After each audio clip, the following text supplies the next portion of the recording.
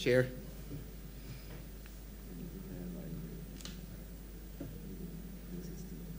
Honourable member, you may proceed with your opening remarks and also to introduce your team. Thank you. Chair, I will start by first introducing my team. To my right is Permanent Secretary, Mr. Terry Bascom. To my left is Ms. Keely Holder, Chief Agricultural Officer. We have with us Dr. Beverly Wood, Director of Government Analytical Services. Dr. Mark Trotman, Senior Veterinary Officer. Dr. Leroy McLean, Consultant to the Ministry on Black Belly Sheep Program. Mr. Anthony Bryan, Chairman of the BMCLA, Barbados Medicinal Cannabis Licensing Authority. Mr. Frederick Ennis, CEO Acting, BADMC. Ms. Kimberly Coppin, Financial Controller. Mr. Glenn Marshall, Senior Agriculture Officer. Mr. Michael James, Senior Agriculture Officer. Mr. Wayne Baker, Director of Projects. Mr. Orlando Atherley, CEO, BAMC. Mrs. Cheryl Morris-Keat, Deputy Permanent Secretary. Dr. Jamaica Andrele, Manager Agricultural Services, BADMC. Mr. Sherlock King, Manager of Markets. And Mr. Robert Saul, Senior Economist, Acting.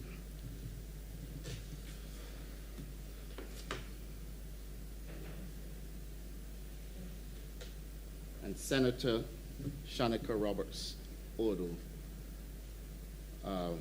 Barbados Medicinal Cannabis Licensing Authority.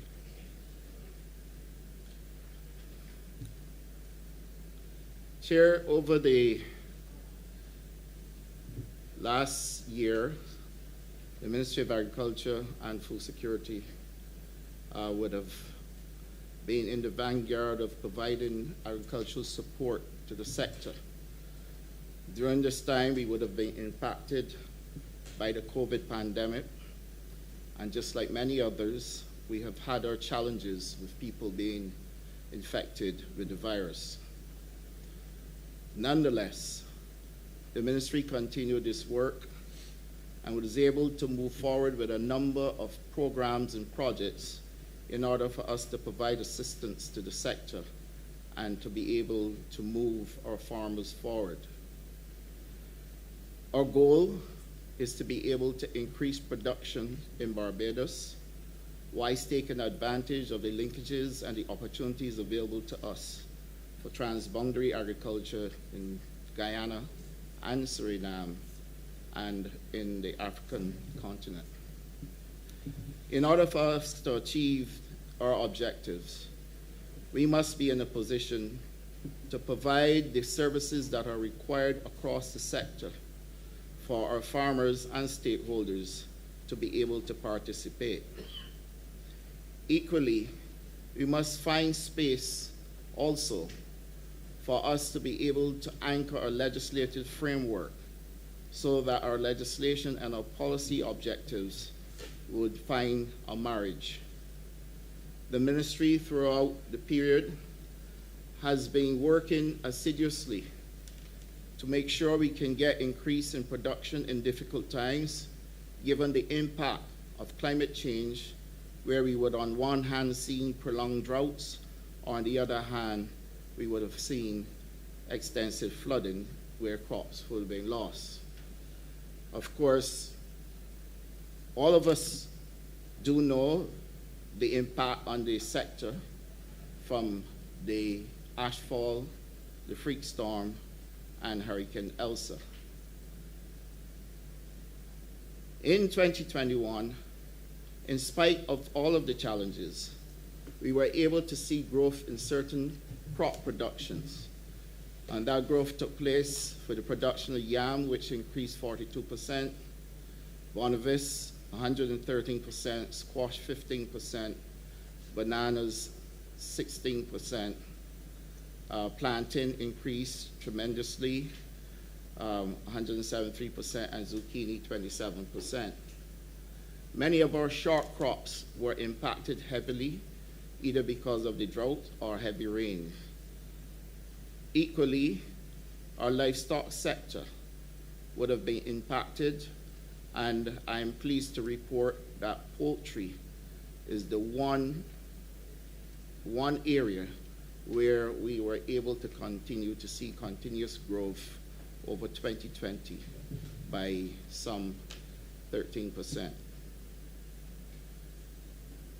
In order for us to move the sector forward, we have identified a number of initiatives within the ministry so that we can bring the sector to a modern 21st century requirement. And so we have started in 2019 a Farmers Empowerment and Enfranchisement Drive, the FEED program. This is the ministry's flagship program and is designed to expose applicants to farming practices and provide them with 1 acre of land to start. The program is managed by the BADMC. To date, we have moved 603 persons successfully through the training. 148 are already processed on their pre-existing qualifications and training. This presents 52% of the persons who have applied to the program. There are some 32 project care participants that have also been moved forward, and the ministry will continue to work on this program to make sure that we can provide participants with land, adequate water supply, and move towards increased production in Barbados. The BADMC, through its Irrigation Department Engineer Unit, continues to deliver a dedicated irrigation water supply to over 500 farmers in 12 irrigation districts across the island. The corporation is currently re-evaluating its land and water resources to provide accurate figures on the acreage available for irrigation crop production and the acreage for rain-fed agriculture. The project at Wakefield, which is part of the Community Agricultural Response and Empowerment Project, or CARE, has seen preparations done for 32 persons. They have all been trained and will be placed on 27 acres of land at Wakefield. The ministry will also be executing the Urban Layers and Food Security Program, which is known to all of us as the Layers Project. This is a public-private partnership between BADMC and CO Williams Construction for the lease of 100 acres of land at Layers. The lease is for 15 years with the option to extend. The project includes an allotment gardening program, which will be a first to Barbados, and community gardens and urban and peri-urban gardeners.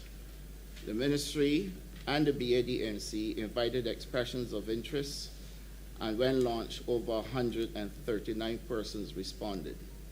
Infrastructure works included the installation of prepared water meters for the project to reach 30% completion by March 31st has been started.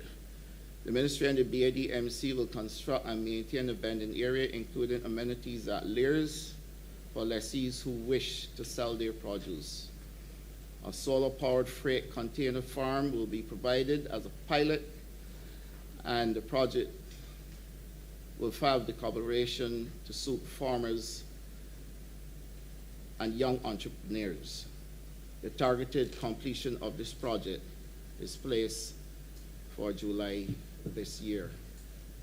At Pine Basin, the Pine Basin Land Lease and Food Security Program will be redeveloped as a combination of allotment gardening taken from the same model being used at Layers and commercial farming, with gardening being supported through the CARE program and farming being supported through the FEED program. The program is also being managed by the BADMC. Several areas around the Pine Basin experienced flooding during the rainy season, mainly due to surface runoff from surrounding districts. Over the years, this has resulted in damages to crops and losses for several farmers. The following actions are recommended for the redevelopment of the area. upgrade of the road infrastructure, rehabilitation of one suck well, a recharge well, installation of individual water meters, and irrigation and drainage study of the Pine Basin. Medicinal cannabis, we have already established the Barbados Medicinal Cannabis Licensing Authority. As at December of last year, 71 draft applications have been submitted through the online system, 9 of which have been paid for. Approximately 500 stakeholders have been engaged in discussions through various forums. 6 memoranda of understanding have been signed to facilitate the efficiency of the medicinal cannabis regime. A draft contract for traceability, seed-to-sale software has been developed. The ministry submitted a cabinet paper with proposals for the enfranchisement of Barbadians in the medicinal cannabis industry through 1, the establishment of a vertically integrated company, and 2, the integration of a cannabis cultivation component in the existing feed program.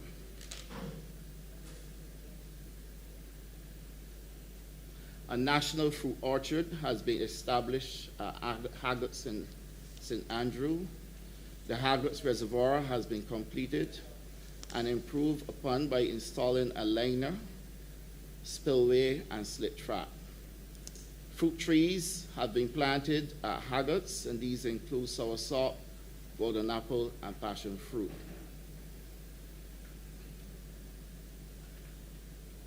We have 12 acres so far being cleared and ready for further cultivation. A water augmentation program. We started our water augmentation program to provide assistance for the farmers. The project is aimed at relieving the woes of farmers who suffer from scarcity of water in the dry season.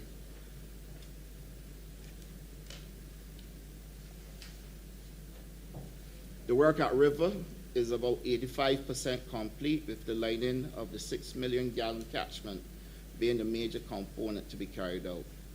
Phase 1 of this project is expected to be completed next month. At Spring Hall, 6 suck wells at Spring Hall have been cleaned and rehabilitated. The BADMC is engaged in discussions currently to provide a reservoir that is proposed to give 70 million gallons of water to the farmers at Spring Hall.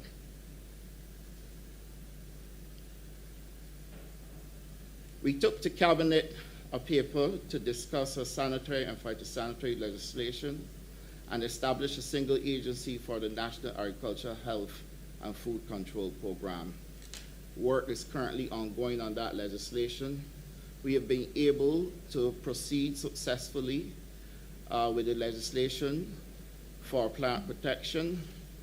The FAO has provided US $35,000 to develop a traceability system for fish. Comments on the Plant Protection Bill and Animal Health and Veterinary Public Health Bill were submitted to the Chief Parliamentary Council. The ministry is waiting on the official comments of the Ministry of Health and Wellness regarding the Food Safety and Quality Bill, and we expect to have those comments in so that we can move the establishment of the single agency and get the legislation in place for our SPS, which is a project that has been outstanding for a tremendous amount of time, and I'm sure will be of great importance to Barbados and given us the ability to export to the EU. Many of the standards within the SPS regime have already been implemented by the ministry through its work in dealing with importation of meats, in dealing with importation of plants. We have to now standardize and get the legislation in place for us to have the full suite of legislation and establish a full SPS regime. But we have been following protocols similar to what is required. Predial larceny, we have done full work with all stakeholders for predial larceny, and the legislation is near completion. The ministry is to meet with CPC, and we are about to have this legislation ready to come to Parliament by next month. Honourable Minister, you may proceed to wrap up. I'm sure you'll have plenty more time during the course of your ministry's time in the well. We'll have plenty more time to expound. Please proceed to wrap up your introductory remarks. So those are the main initiatives under the ministry. Our Black Belly Chic program is ongoing. The sugar industry obviously is also one that we're dealing with. The sugar harvest is about to start next month, and we have done significant work on our markets, our apiculture industry, and our livestock industry. We have done the Cuscus Grass program and have entered into relations with Guyana, and we've started a program on how we can mitigate against African swine fever. Pesticide management we are working with, upgrading of pesticide legislation, germplasm bank, and establishment of the Sugar Industry Research and Development Committee. So I am obliged to you, Mr. Chair.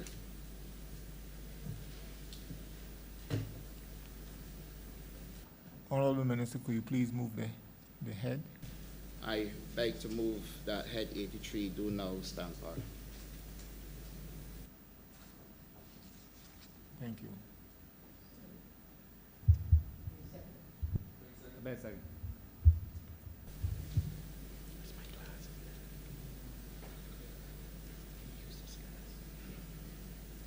Honourable Member for St. Michael South.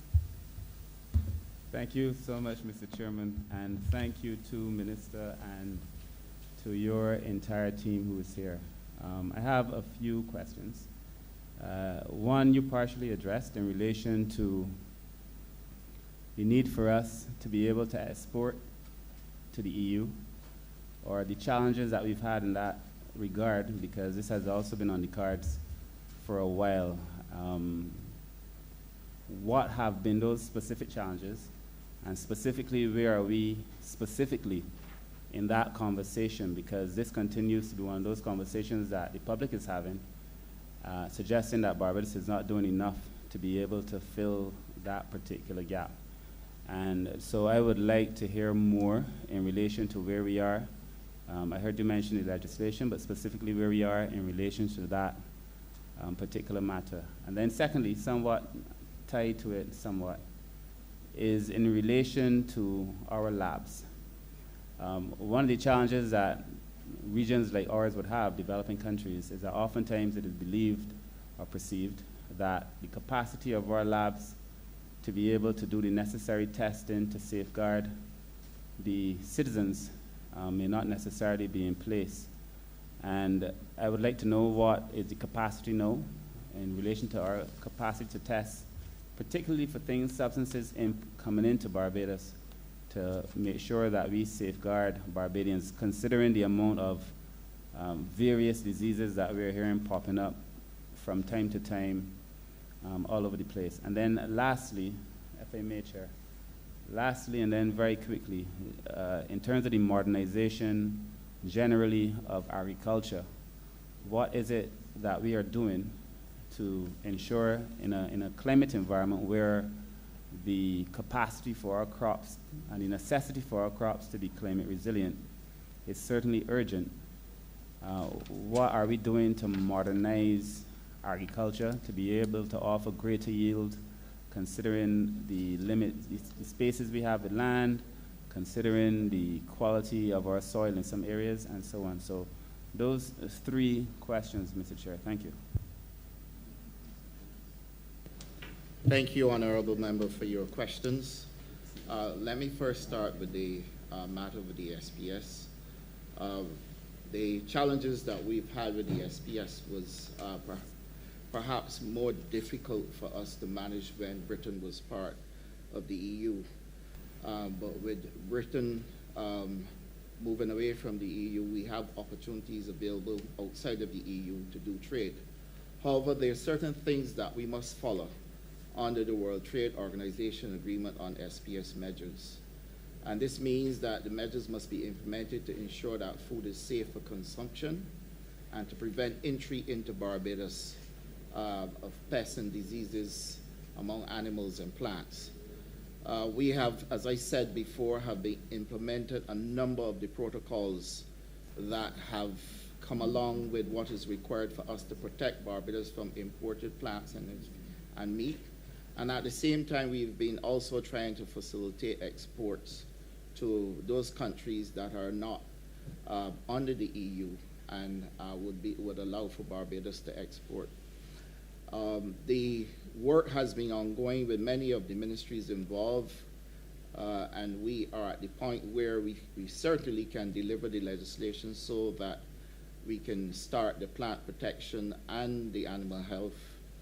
However, our delay, since you mentioned challenges, is the fact that we have to get the food safety bill anchored as well, and we have to work along with the Ministry of Health and Wellness to be able to get that implemented. Once all of this is done, then we are in a position to trade globally. But the bugbear in all of this would be how we can penetrate Europe, the European Union, and this is where we must put these measures in place to be able to achieve such an objective.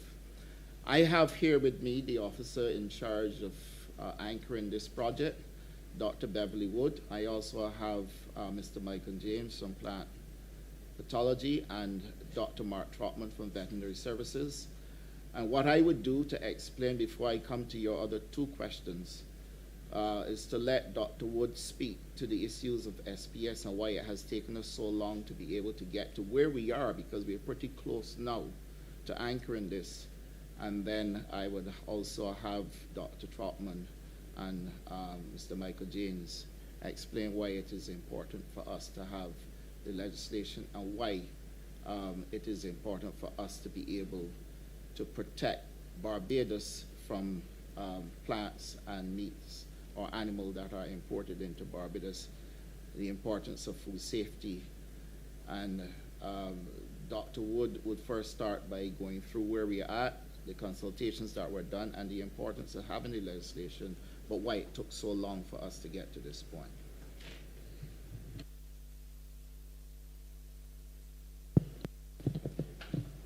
Thank you, Minister, and good evening, members of Parliament and colleagues. The SPS legislation is made up of the Food Safety and Quality Bill, the Plant Protection Bill, and the Animal and Veterinary Public Health Bill. We started this project some time ago. What we did was to have an assessment of our legislation, our current legislation, to understand the gaps and the weaknesses that existed. And coming out of that, we have draft legislation that was done. In coming to the draft legislation, we had a number of discussions with the various stakeholders, and they made an input into the areas that would be put into the draft.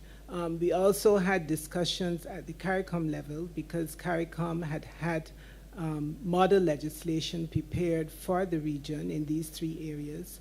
And we also then, after that, Barbados, with the assistance of FAO and PAHO, had a consultant to look at that legislation and to improve what we needed here in Barbados and to make it Barbados's draft legislation. Once that had been done, during that process, we had 4 missions from the consultant to Barbados before the draft legislation was prepared. After that, we then had the legislation was then passed on to CPC for their review, and then they made some amendments to it and sent it back to the ministry. After that, we had discussions within the various entities that formed the NAFCA program, and these were the Department of Commerce, the Barbados National Standards Institution, Veterinary Services, Plant Protection, and also the Ministry of Health and Wellness, their Environmental Health Department. We've been working on those discussions all of last year, and we've had some feedback, and all those feedbacks were then sent back to CPC. We've also had discussions with the stakeholders. In October, November, we had discussions with the Barbados Chamber of Commerce, Inc., Barbados Agricultural Society, all of the importers of animal products, foodstuffs, whatever, to get their feedback and to be able to explain the parts of the legislation to them. Under the WTO SPS agreement, Barbados, once it is changing legislation that will impact on its trading partners, we had to send it out to the WTO committees. And therefore, through our office in Geneva, it was sent out for 90 days for their comments. And we had to wait on that, the arrival of those comments, and they are now back. As the minister said, we are fairly close to completing the Animal and Veterinary Public Health Bill and the Plant Protection Bill. We are waiting, as he said, the comments of the Ministry of Health to finalize the Food Safety Bill. And once that is done, those comments will go back to CPC and be available then for the Attorney General's certificate before they're laid in Parliament. But we have followed the procedures in making sure that our stakeholders understand what the changes in the legislation will bring, and also to our trading partners as well, and gotten their response. Thank you. Dr. Wood, you may wish also to comment on the second question, which is the question that was raised on the labs and also on with the fish. modernize. Yes, okay. With respect to the question on the laboratories, the Government Analytical Services performs analytical tests on food and also on environmental matters. We do microbiological and chemical analysis of those. I think that we have some of the methods and some of the things that we do, and therefore we support industry who want to, entrepreneurs in terms of the labeling of their product, because as mentioned this morning by the standards body, if you're going to export your product, you have to comply with the label, and therefore for the nutritional labeling, they come to Government Analytical Services to have those things done. These are things like percentage fat, percentage carbohydrates, those type of stuff. We also do microbiological testing on the things to make sure that they're free of pathogenic organisms which can cause harm, and we do so for some of the manufacturers. We do so for hotels. We do so for aviation, aircrafts, and so. One of the challenges that we do have is the staff complement. We need to have, I think, more staff to be able to accommodate all the tests that need to be done. Two of the areas that we want to improve on is our ability to analyze for pesticide residues and for veterinary drug residues. We have some analytical equipment. We are getting some assistance from the IAEA in having one of those brought back into service because there was a challenge with it. We are also, in this year's estimates, put money in place to replace one of our pieces of analytical equipment. And we are in the process of trying to, I've also made some contacts with the IAEA in being able to get some assistance in training some of the staff in the use of the equipment, and also the IAEA has also provided us, we are waiting the arrival of that to be able to help us to work on things like veterinary drugs, mycotoxins, and so in feed. So in the year coming, we hope once that we have those equipment and we get some training that we'll be able to bring on board those tests. We also do a number of tests in terms of water quality, in terms for both chemistry and microbiological analysis. And again, to the challenge that we have, I think mainly is the fact that we need a little bit more staff to be able to do these stuff. One of the things that we are working on too is also documented our quality assurance and quality control procedures in view of having the lab accredited for some of the tests. But despite the fact that we are not accredited for some of the tests, we are engaged throughout the year in a number of the quality assurance programs, namely the calibration of our analytical equipment, preventative maintenance programs, as well as proficiency testing. And proficiency testing is where outsider will send us some samples, and therefore, without us knowing what the quantity of the contaminant or the analyte is, and we do work and send it back to that. That is a program to be able to assure that results we generate in the lab meets the international requirements. So that is some of the work that will be ongoing, and we hope to continue that and work on that. With respect to the fish, yes, we have engaged the FAO in assisting us in being able to put systems in place to be able to export fish to the EU. To export fish to the EU, it's not every vessel or every processing plant that can do so. They will first have to have, what will happen is that the EU Food and Veterinary Office will come to Barbados. They will look at our legislation. They will look at the systems that we have in place, our inspection procedures. They will examine whether or not we understand the EU legislation. They did that a few years ago, and they indicated some areas where we had shortfalls. In terms of the things at the landing site at the Bridgetown Fisheries Complex, they said it was not covered, and therefore that has been done. We have also encased the area where the fish were boxed for export. We've also developed some standard operating procedures that are there, and we have also implemented water quality for the water and ice that are used at the fishing vessels and also at the fishing complex. What we are now working on with the FAO's assistance is to be able to look at the EU legislation compared with the Barbados legislation and to see where there are any gaps. That has been done, as well as we are looking not only to export to the EU, but also to maintain our export market to the US. And therefore, the consultant who has worked with us have put a side-by-side EU legislation, Barbados legislation, US legislation, and therefore then to see where the gaps are. We are also expected to have a documented inspection procedure, and there'll be some training of the inspectors.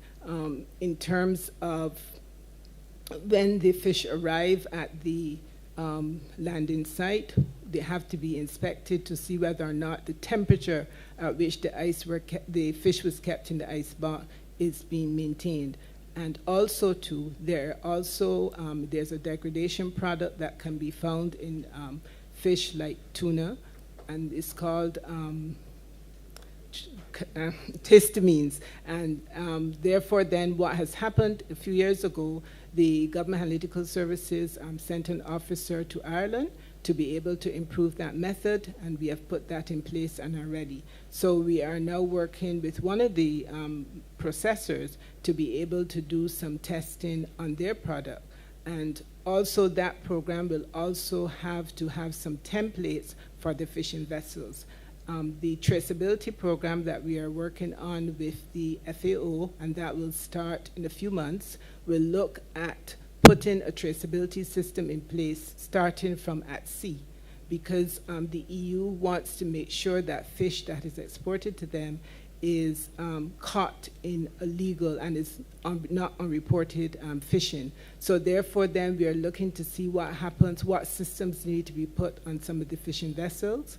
We'll be able to trace what happens when those fish land at the Bridgetown Fishing Complex. Then when it proceeds into the fish markets, the processors, etc., and into the retail space. So we, at the end of that, we are hoping then to have a system in place that we can then implement. So the traceability program is with the FAO's assistance, and then we are hoping that we will have some assistance with them in to be able to put the systems in place, both for the regulators as well as some of the templates for some of the players in the industry.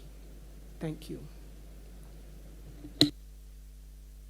Honourable Member, you also asked a question about modernizing agriculture and how we are moving to mitigate against climate change. We have, in the feed program document, we spoke to the use of freight farms as a means of mitigating against climate change. There's also hydroponic farming that is currently taking place in Barbados in addition to freight farming. Shade houses are being used, and of course, the ministry has, as part of the feed program, training going on for the use of technology with freight farms and shade houses and hydroponic farms. To elaborate more on this, I would ask the Chief Agriculture Officer to take you through the use of technology in farming, how we are moving with it, how climate impacts the use of greenhouses and hydroponic farming, and to bring you up to date of where we're going in terms of modernizing agriculture. Thank you, Minister. Good afternoon, everyone. As it relates to modernization of the agricultural sector, we want to look at Ma'am, both. CEO, could you please introduce yourself by giving us your name? Yes, good afternoon. My name is Keely Holder, Chief Agricultural Officer at the Ministry of Agriculture and Food and Nutritional Security. As it relates to modernization of the agricultural sector, we are looking at both options for the open field as well as for protected agricultural structures such as greenhouses as well as freight farms.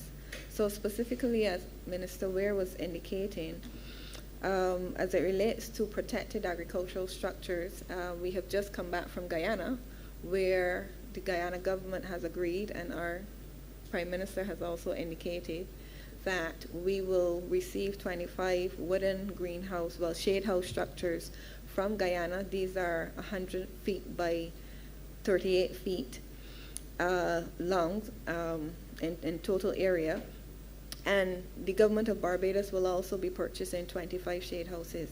Together that will make 50 shade houses, which we will be providing for the small farmers in Barbados. This is an important intervention, specifically in targeting the reduction of imports of sweet peppers, where here in Barbados we know that there is a challenge with birds. And so this will assist in that and allow us to make a big dent in that sweet pepper import in particular. As it relates to the use of greenhouse hydroponics, because of the cost of the system, we've identified that there are certain commodities which can be grown profitably in such systems, and these are lettuce as well as cucumbers and tomatoes as well are the key things, along with specialty melons. And these are areas that would allow farmers to increase production, and these also speak to reducing those top-tiered items in the food import bill. Other areas where we're modernizing the agricultural sector would speak to how we are going to address the open field and increase the productivity in that area. So already the Barbados Agricultural Development and Marketing Corporation has acquired a vacuum seeder, which is a special tractor cultivated type of seeder, which allows us to increase now the production of onions and carrots in particular. We at the Ministry of Agriculture will be embarking on testing more heat-tolerant varieties. This would allow our farmers to be able to grow varieties as the days continue to get hotter, that would allow them to continue to produce at a higher level and increase their yields concomitantly. Additionally, we have a rebate within the Ministry of Agriculture to encourage farmers to increase the use of mulch. Mulch is very important, both plastic mulch in particular as well as fabric mulch. These are critical in helping to reduce water loss. They help to protect the soil from heavy rainfall, which will also lead to an increase in diseases to the plants. This would also assist as well in maintaining the soil health, because it would allow us to, especially organic types of mulches, it would allow us to improve the soil fertility in the soil. A key flagship area which the ministry has done a lot of work to address the issues of climate change would be water catchments. You would have heard from the minister as it relates to the work that we've been doing on water catchments at both River and Spring Hall, and this work is ongoing. The water catchments are critical because in 1982, we only had the capacity to irrigate about 3,000 acres of land. I'm told by the BADMC that we have moved from having about 20 feet of water in the Spring Hall well to now only having about 12 feet during the wet season. So as a result, water catchments become a key and critical area of innovation that we need to provide to farmers to ensure that they have enough water to be able to adapt to climate change. But that's not all the Ministry of Agriculture will be looking to do. We are looking to embark on pioneering and bringing more digital agriculture to the table. In that regard, using drones in particular to apply pesticides, using drones to do surveillance and monitoring, using drones to also detect if there are pests and disease on plants. This would allow farmers to be more precise in understanding what their issues are and being able to respond. This would help them to reduce both fertilizer and pesticide use. This would, as a result, allow them to be more competitive and increase their productivity. As it relates to climate resilience, additional climate resilience things that we are doing that are not specific to modernization, the NECARP program is a flagship program of the BAMC, and that has been critical in reducing soil erosion from heavy rainfalls. And as you would recall, we often see the mud going into the road from the plantations from these heavy rainfall events. This NECARP program is saving our soils, and already Barbados is a country that has very shallow soils. Our soils tend to be about 2 to 10 feet deep. They're not very deep at all. And so it becomes critical for us to ensure that we maintain as much of that soil as possible. So I think collectively there are a number of programs that we are pioneering and that we are working on to ensure that farmers can respond to the exogenous shocks, particularly from the climate change. We do know as well that we do have the climate mitigation subsidy, so it's not only important for farmers to do the things on farms to assist them in improving their productivity and reducing the impacts, but also there's funding available for farmers to help respond and make them more resilient, because it's not if there's going to be a climate impact, it is how quickly we can recover from it. And those things would allow us to do that. Thank you.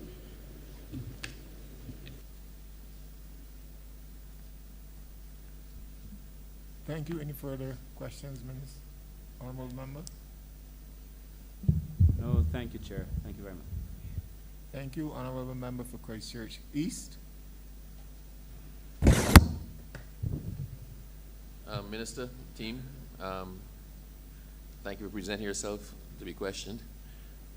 Now, Minister, I believe that we were in the Caribbean, we're slow off the bat in developing a marijuana industry, and we missed the boat almost entirely. I believe that we allowed others who had cried down the whole concept of using marijuana for medicinal purposes or recreational purposes to overjump us, turn it into $1 billion industry in their own countries and have us now on the back foot. I was very pleased when you proposed the establishment of a medical marijuana and industry in Barbados, and also the development of marijuana in all its forms. But I'm concerned, and I know a number of people are questioning exactly where are we in the process. I understand you said that there were a number of applications, and I think 9 persons had paid for the applications, but how far are we away from actually having the regime in place and the infrastructure in place to start production and start exportation and start capitalizing on something that has almost passed us by? Honourable Member, I thank you for your question.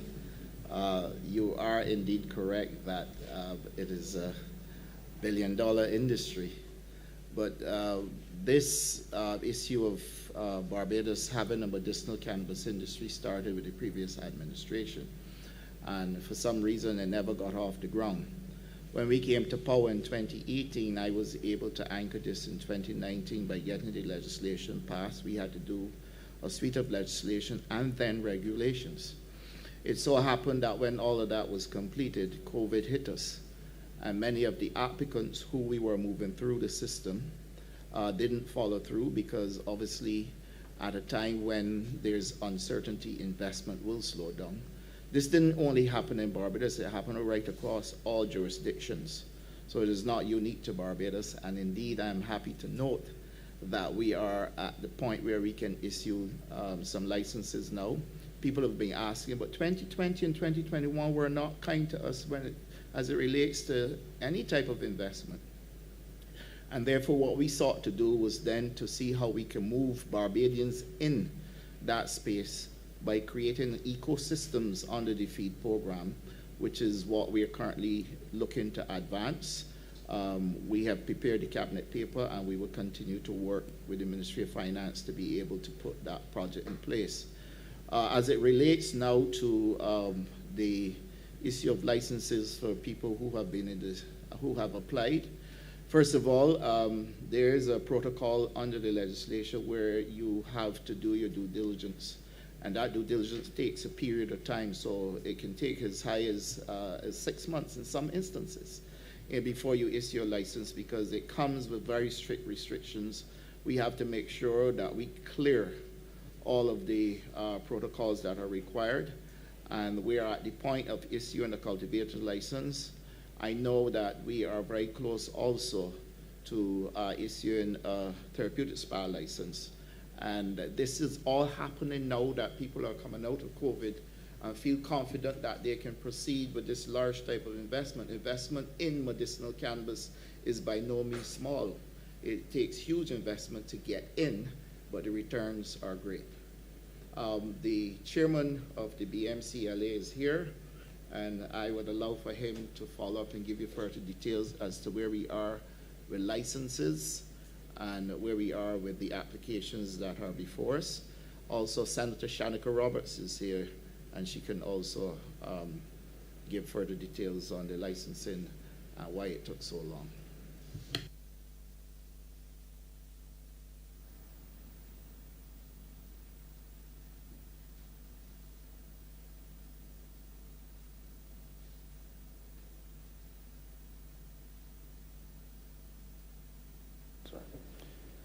Thank you very much, Minister Ware. Good evening, members of Cabinet, ladies and gentlemen. My name is Anthony Bryan, and I'm the chairman of the Barbados Medicinal Cannabis Licensing Authority. As it relates to licenses or applicants going through the system at this point in time, I'm pleased to report that at least 2 applicants are very well advanced in the system. It takes approximately 14 steps before an application actually reaches the board for approval. And before June this year, we are hopeful, based on the applications before us going through the process, that at least 2 applications will be approved for medicinal cannabis licenses.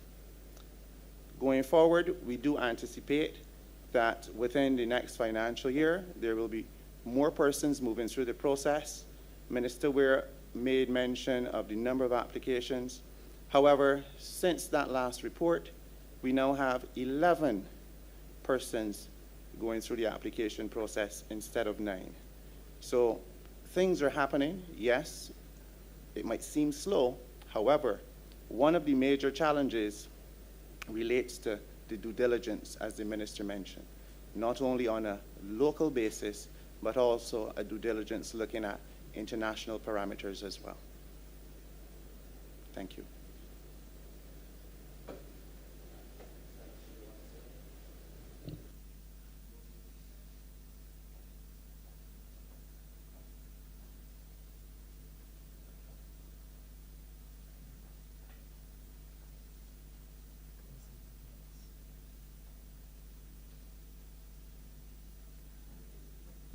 Okay, follow-up question. Minister, I tend to ask questions that are informed by concerns with members of the public as well. What provisions are in place, Minister, to guarantee that Barbadians can hold down a stake in this industry.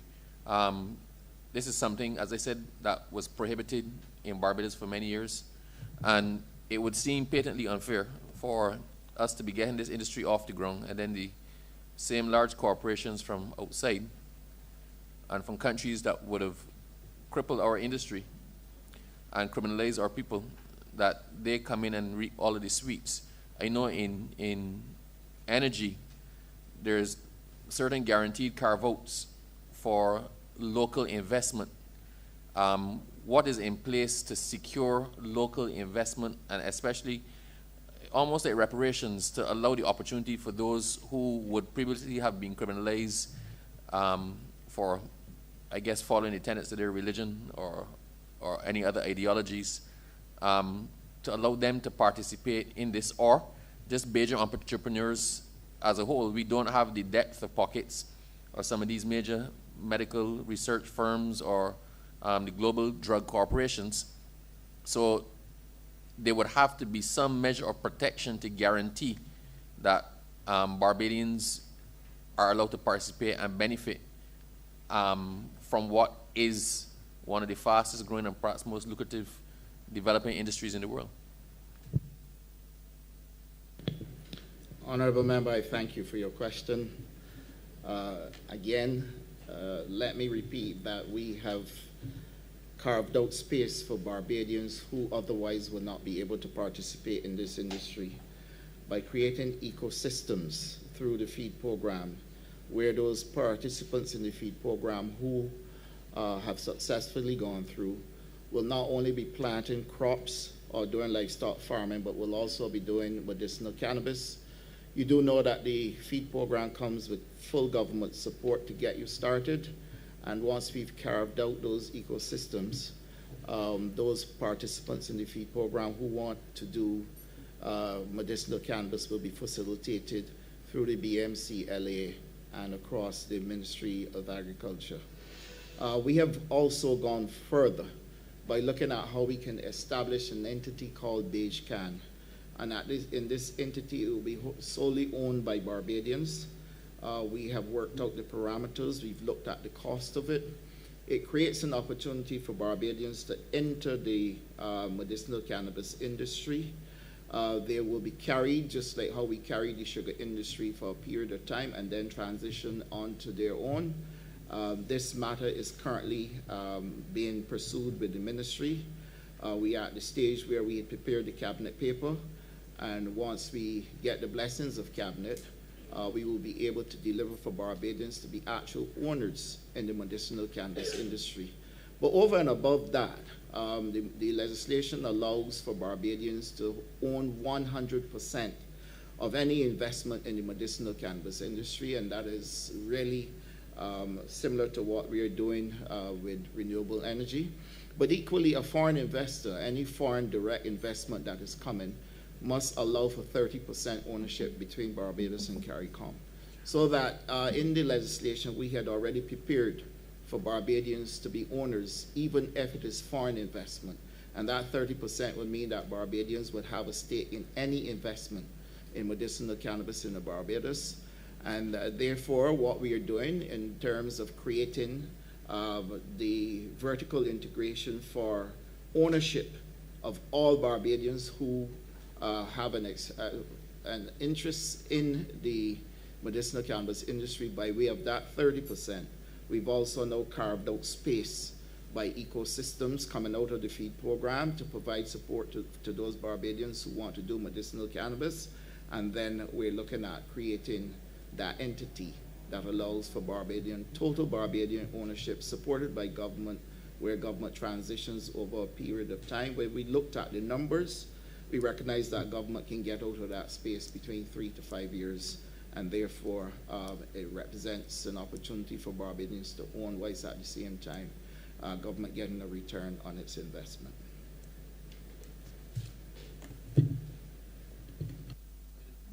Final intervention. Minister, I have taken in trying to change my lifestyle somewhat, you gotta do what you can. I try to eat what we call blue food at least once a week. I'm planning to branch into more than once a week. But with COVID, with our concentration on comorbidities, with the fact that we know that Barbados has a high prevalence of NCDs, I think a lot of this has to do with our diet. And when I ask, we have a large number of centenarians in Barbados, and I have a large number in Christchurch East. And when I ask them what it is that they attribute their longevity to, in addition to almost every single one having a nip of something every day, they all grew up on ground provisions and salt fish, ground provisions and flying fish, things that you can pick. It is almost offensive to me when we go to our restaurants in Barbados, or higher class restaurants, for want of a better term, that we see this insistence on things like strawberries and things like foreign imported foods. We see New Zealand lamb. Now, what is your ministry doing to push the production of those things that can be consumed in restaurants, be educating those in Barbados who are in the hospitality industry as to the uses and preparation of indigenous fruits and foods for inclusion in their menu, and just trying as well to educate Barbadians to the benefit of eating what it is that we actually grow. It doesn't make sense alone for us to say, let us put a lot of lands into production if we don't have a market for it. And the best market, if we're talking about food security, is here in Barbados, but that requires a change of mindset as well, and a lot of education. So I just want to know what it is that you and your ministry have in the plan to help us to change our lifestyles to something a lot more healthy. Honourable Member, I thank you again for that question. Well, a number of things came out in the question you asked, and I understand clearly where you're going with this. First of all, let me state that we have introduced in Parliament the Parliamentary Fronts Against Hunger, which is a program anchored by the FAO, and we have started work with that program. The Parliamentary Fronts Against Hunger basically designs to do a lot of what you've asked me, and that is to help us to work with the stakeholders, the Barbados Cancer Society, the Diabetes Association, certainly the Ministry of Education, Ministry of Health and Wellness, the Ministry of Commerce, for us to do all of what you've just asked. The program basically speaks to how we can transition Barbadians to a healthy lifestyle. I've spoken to several people who are involved in alternate medicines, and we are looking to meet again to make sure we have the relevant information pulled together and bring people along in terms of public education, as well as working through those stakeholders who are already pushing for us to reduce the use of sweet drinks and those types of things. Consumption of locally grown food, we had a meeting on Tuesday, it was, PS. On Tuesday, we looked at logistics to determine how much food we can grow here in Barbados, certainly for domestic consumption. We met with the Ministry of Tourism there to come back to us with the numbers that are required, because you're correct in saying that if you're growing food and increasing production, you must have the markets. We're looking at a number of things. So we're working with the Ministry of Tourism. They are going through the BHDA to pull the information for us so we can look at provisioning for the tourism industry and for the cruise ships. That meeting saw us engaging other persons, including logistics for cargo carriers.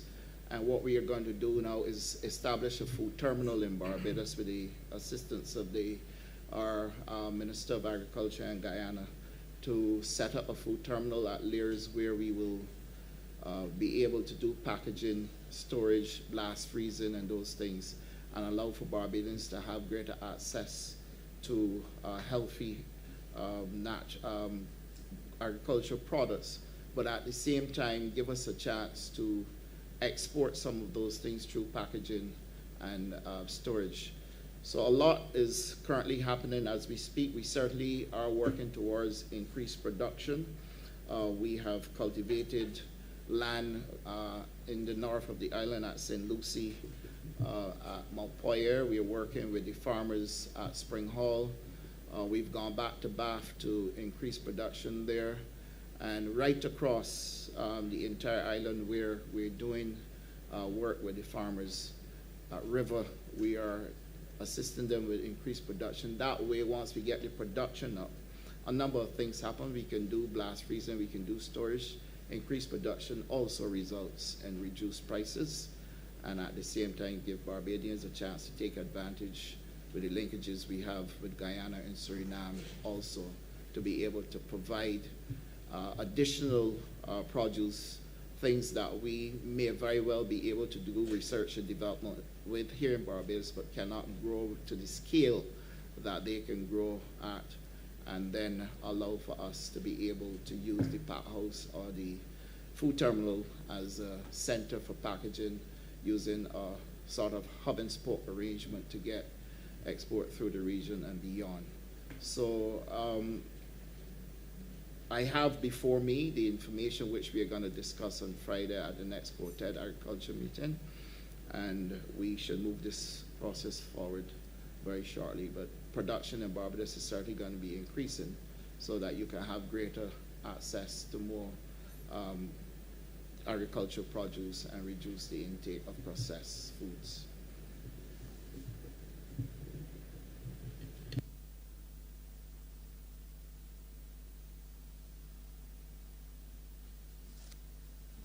Thank you, Honourable Member for the City of Bridgetown. Thank you, Mr. Chair. Good evening, colleagues, and thank you, Minister of Agriculture, Food and Nutritional Security. I want to first start by thanking you and your team for the energy that you've brought to the ministry. A lot of people may not know that my involvement in agriculture dates back quite a while, and it's very deep and wide. It dates back pre-1998 when I had to sell lettuce to buy school clothes. And I can sense a new energy in the ministry, but I still am observing some of the perennial problems, like for example, as I speak to farmers coming out of my constituency in the city about not having enough equipment to allow for plowing, etc. And I know that the ministry has an aggressive and ambitious plan to bring a lot of arable land back into production. How do you propose to be successful in this plan if we do not have the requisite equipment to do so? And feel free to use an economy of words because I have a number of questions.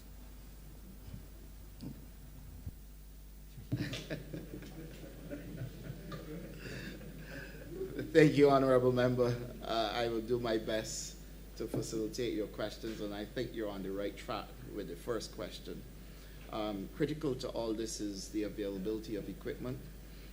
Let me state to you that I've said to the team at the ministry that if we were to be lacking in equipment, then we need to give a very good explanation, because the Prime Minister had placed before us the opportunity for us to do an audit of all the equipment we have, and then she has also made provisions for us to purchase additional equipment. Equipment across the ministry is at the ministry, which is at Graham Hall itself, at BADMC, at BAMC, and at SOIL. And I've also emphasized to all of them that we are all one government. So there may be additional equipment available to us once we can work with our colleagues in other ministries to be able to access equipment.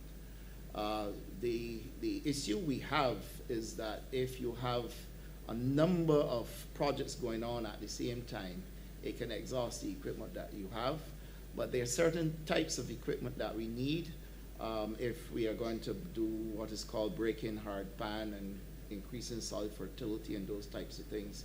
We have to have the equipment to do that, and we are currently making sure that we work on providing the types of equipment that will be required to modernize what is required to address the issue of soil fertility. We know that we have been discussing soil degradation, and we have gone as far as looking at how we can improve our soils.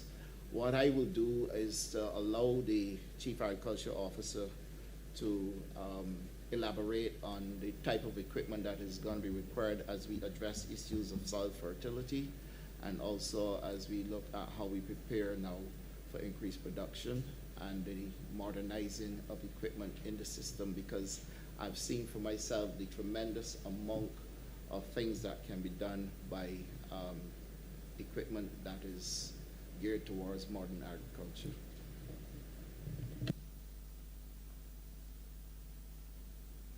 Right.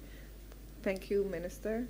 In answer of the question being asked as it relates to what are we doing to make additional tractor cultivation equipment available, over the past year or so, the ministry had actually, and our SOEs, BADMC as well as BAMC, had put in to purchase a number of pieces of equipment that would assist in this area.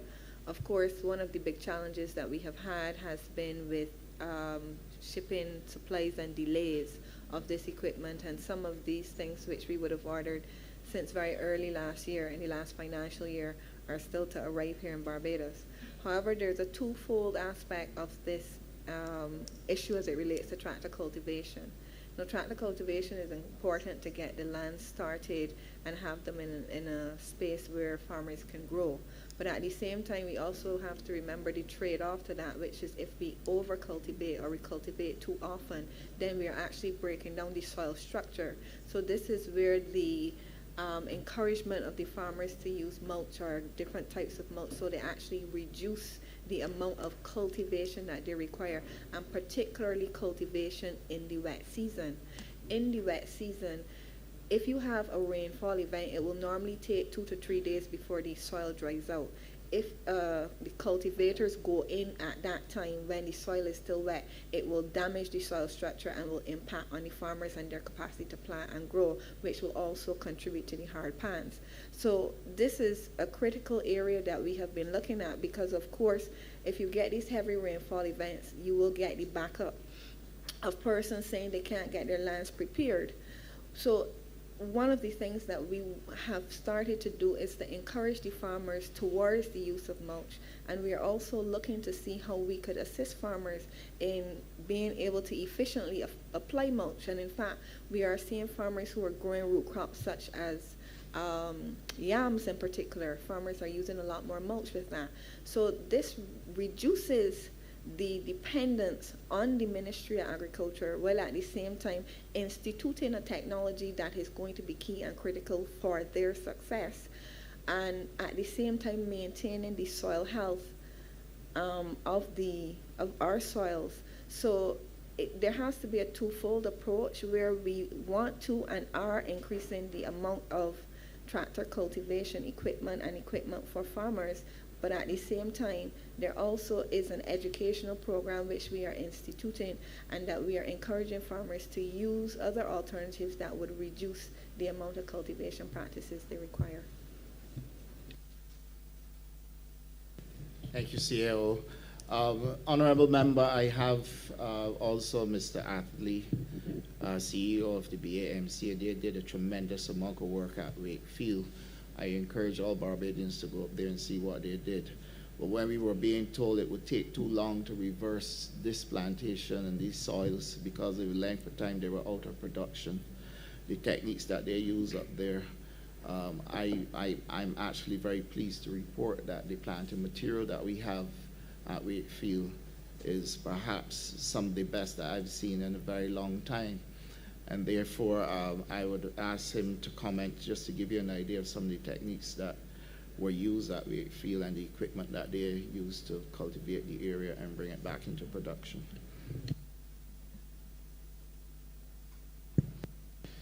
Good afternoon, Chair and members of Parliament.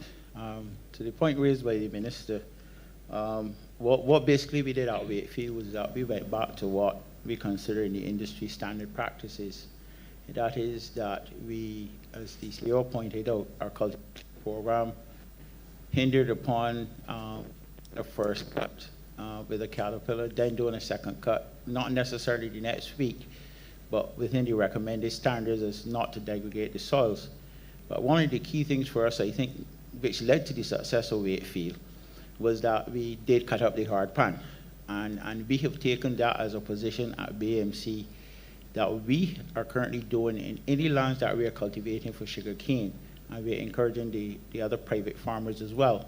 To the CEO's point earlier, we were one of the recipients of over $3 million of equipment, but with COVID and the challenges of COVID, we are only now receiving the last set of equipment, and this is equipment that was ordered, I believe, November of 2020. What we also did at Wakefield to make it the success it is that we planted only treated cane that was free of ratoon stunting disease. For those who need a quick education in sugar cane, once you get a good quality planting material with the amount of rain, you then get the cane to grow a lot faster, which is what we call canopying. And when the cane canopies, then it shuts out the sunlight from getting to the weeds. So I think that is part of the problem. So the two things that made Wakefield a success. We stuck to the basic of cultivation. We cut up the hard pan for the whole of Wakefield. We did use clean planting material, which is a standard that we're pushing now within the industry.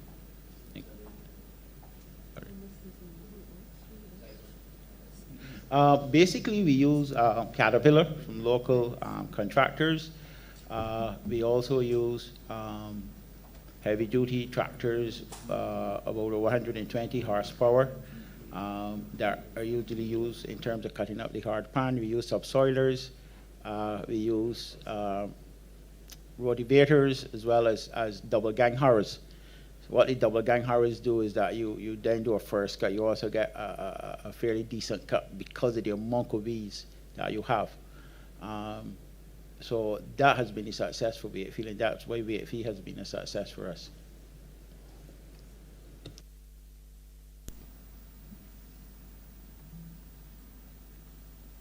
Any further questions, Honourable Member?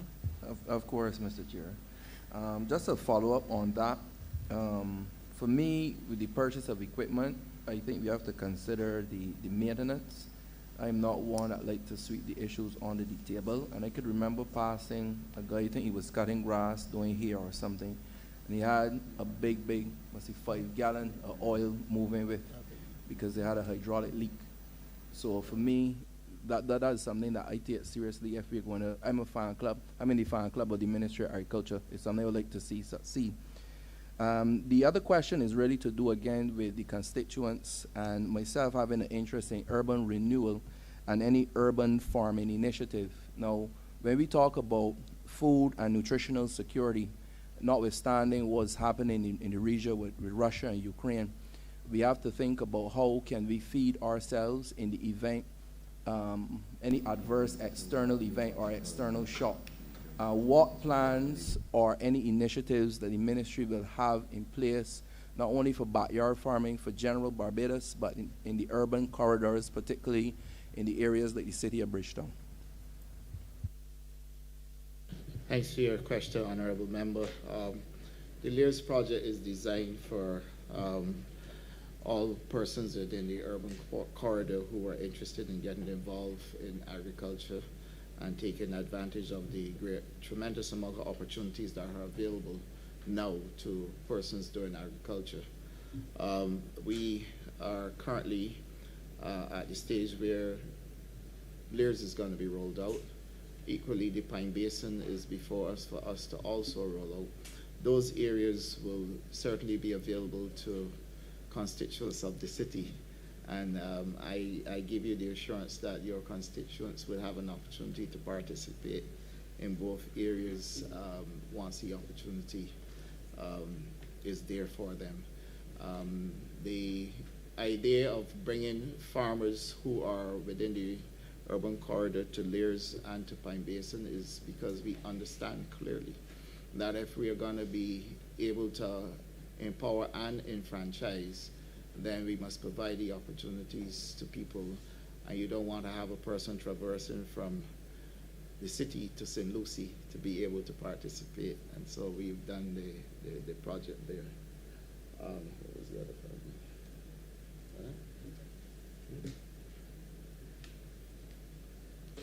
I hope I've answered your question, Honourable Member. Yes, Minister. My third and final question, lest I be accused of asking four, it relates to again, food security in the form of a seed bank.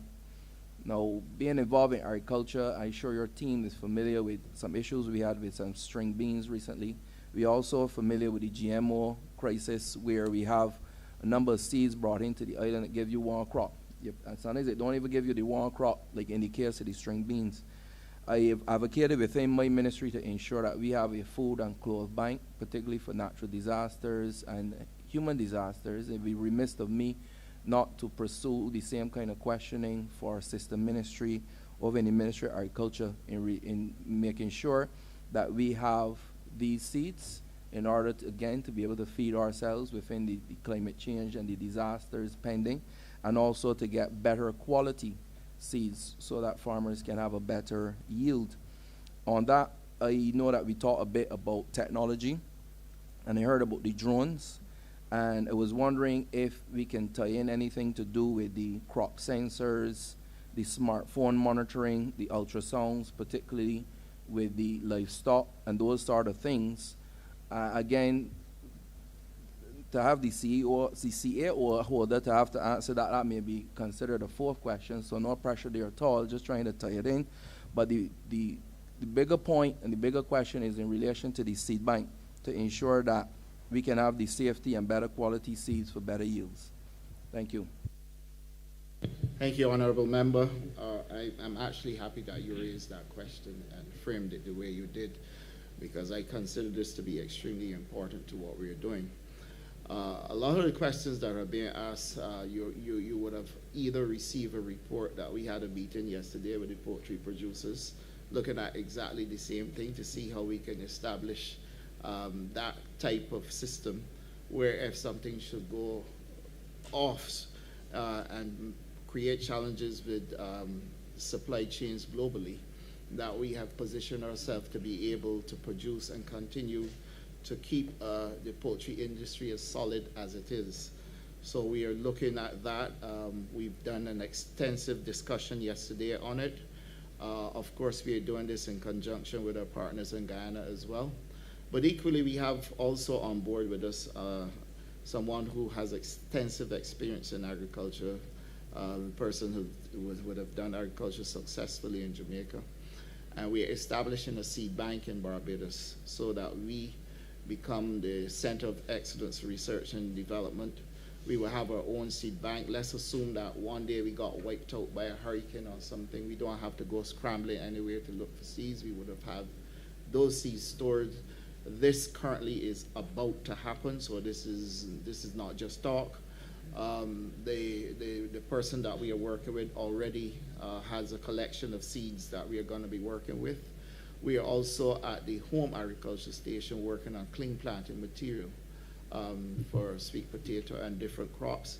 And within the ministry itself, Mr. Michael James can tell you about the work that they have been doing.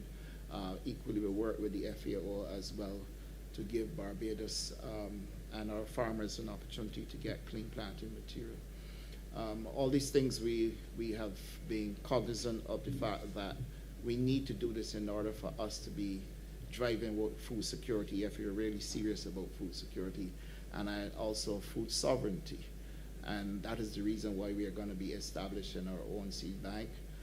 Through a lot of the trials, you might very well go close to some practices that are close to GMO, but I do recognize that we have to look at all options that are available to us. Through the Agriculture Task Force that we worked with during the first period of COVID in 2020, we looked at how we can also do a number of trials to give us our own cultivars and transitioning us to growing a number of the crops and expanding it by looking at the success of them, and then keeping our own clean planting material. So those are some of the things we have been doing to address a lot of what you've asked. I'm particularly pleased to note that the one that nobody had looked at, we have already looked at, and that is how we can protect the one solid industry that we have in agriculture, which is poultry. Mr. James, you may want to speak to the clean plant material, and then I will have the CEO wrap up the conversation on this, because this is very, very important.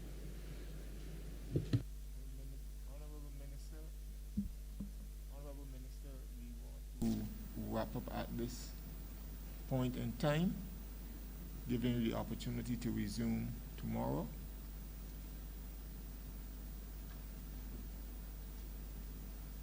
I was inviting Mr. James just to do a quick explanation on the germplasm.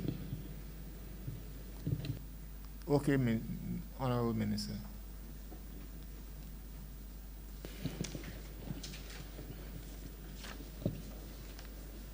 Good evening, all. As the Minister was saying, clean planting material is essential. You can't start bad and good. You need to start with good planting material.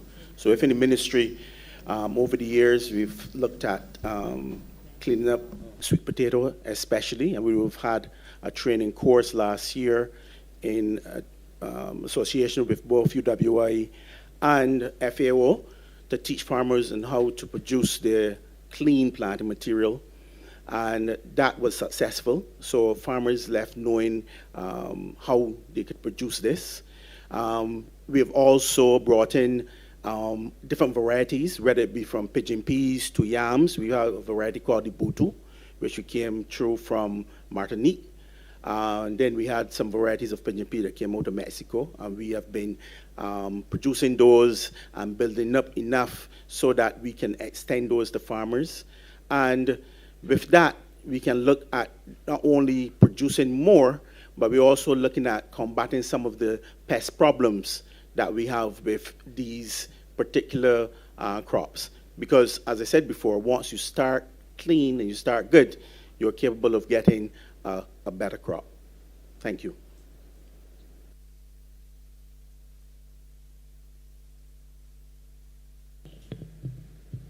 Chair, I believe we would have come to answering the question with the one thing that was left outstanding is the censors. If you would allow the CAO can quickly deal with it, and then I will be at your mercy for continuing tomorrow.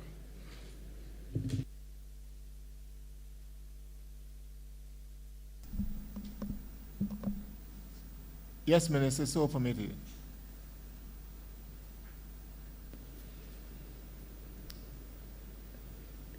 As it relates to the question on crop sensors and smartphones, we have actually started a project with the Caribbean Institute for Meteorology and Hydrology, as well as the Barbados Met Services, to look at how we could actually use weather data and sensors in the area to determine when there are pest and disease outbreaks. So we are trialing, or the intention is to start to trial this project at Spring Hall, as well as at our Graham Hall Agricultural Research Station there. And we are looking at butternut squash and tomatoes as crops that are impacted by whiteflies, and be able to use sensor data to determine when there's potentially a pest outbreak there. We're also looking at mildews in, it was tomatoes for whiteflies and mildew for butternut squash, as well as anthracnose in yams. So we've started to do that work as it relates to crop sensors. And obviously this then can be tied to phones. We have started to do desk-based research as it relates to sensors for livestock, because we are aware that with those types of sensors, it can help to tell us when animals are going to be sick. And this would then be able to help reduce animal illness, but also increase the output, particularly in animals like dairy. And then finally, wrapping up as it relates to germplasm, we do keep at the ministry cucumbers, local cucumbers, finger squash. Locally, we do keep pumpkin as well, in addition to the root crops. And we are looking at open pollinated varieties, which we could be able to store at the home agricultural station to have that seed bank available. They're not necessarily going to be the highest yielding types of varieties, but in an adverse event, we would have seeds available in Barbados. So this is work that has already started and is ongoing. Thank you.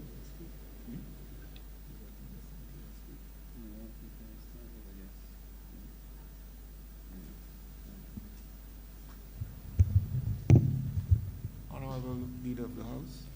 Chair, I beg to move that you do not report progress to His Honour the Speaker and beg leave to sit again. The question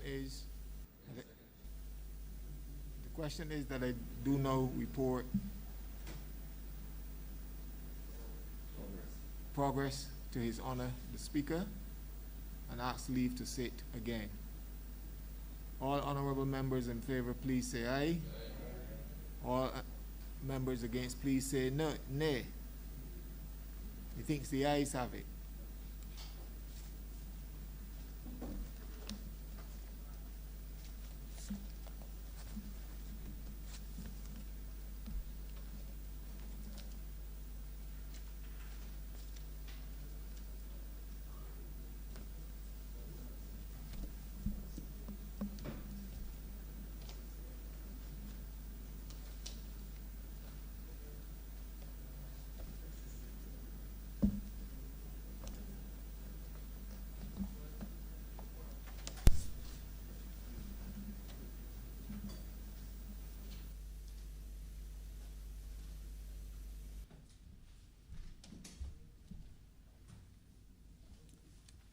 The Chairman of the Standing Finance Committee has reported progress and asks for leave to sit again.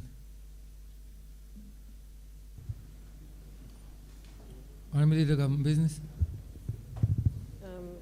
Mr. Speaker, I therefore beg to move that this sitting be adjourned until Suspended until tomorrow, 24th of February at 3 p.m. in the afternoon. The question is that this chamber be suspended until 3 p.m. on the 24th day of February 2022.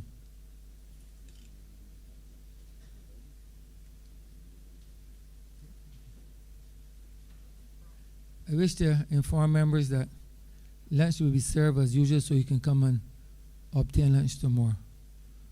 All the other members in favor of, not of the lunch, but of the suspension.